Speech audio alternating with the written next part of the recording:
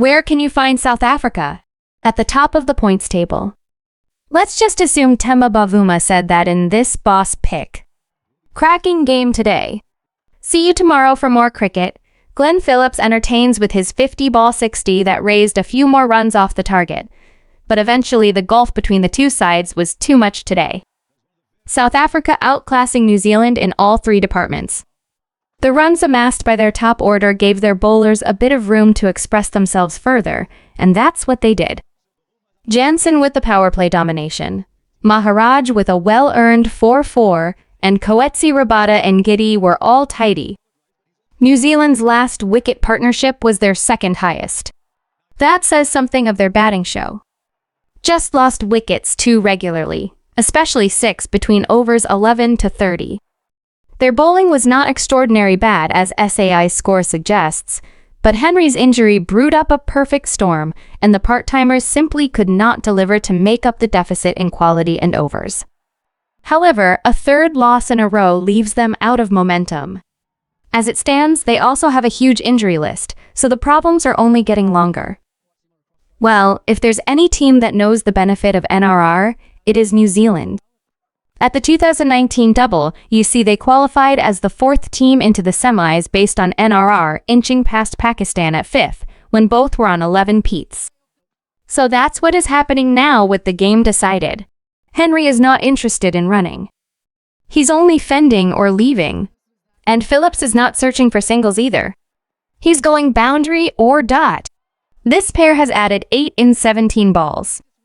Straight from the comms team of the NZ team, Jimmy Neesham batted at number 9 today after receiving treatment on his right wrist, which was struck by the ball while bowling in the first inning. She could only bowl half his overs. The medical team said he will go for scans tomorrow for his hamstring issue.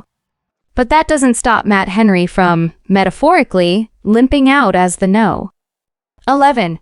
I hope this is a calculated risk because runs are important but not at the cost of your premier fast bowler having his injury aggravated. Don't expect him to run too much either. NZ 133/9 with Maharaj searching for a 5th. Before first ball today, Trent Boult was shadow batting in the middle. I doubt he was expecting to be needed today, but such are the circumstances. He walks in at no 10. Swats a boundary off his 5th ball, so maybe visualizing does help after all.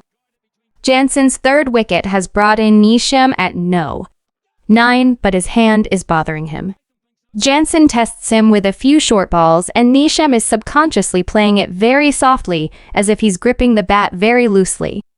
He's also slow to bring the bat down in a close LB double, you shout that goes his way. If Neesham isn't fit for Saturday's game against Pakistan, and Henry can't recover from his hamstring strain either, then New Zealand may be asking people to fly in. They'll have to take a call at some point because they'll know whether a player is fit much later and they can't make decisions that late. Remember, they're running out of fit players with Williamson, Thumb, Chapman, Calf, and Ferguson Achilles also recovering. As it stands, only 10 players are fully fit. Whoever they call will first be a traveling reserve, and if they are needed to play, then the ICC will have to sign off on that and New Zealand will have to withdraw one of the 5 injured players from the squad. Before I can press send, Neesham has also been castled by Maharaj getting a ball to turn in.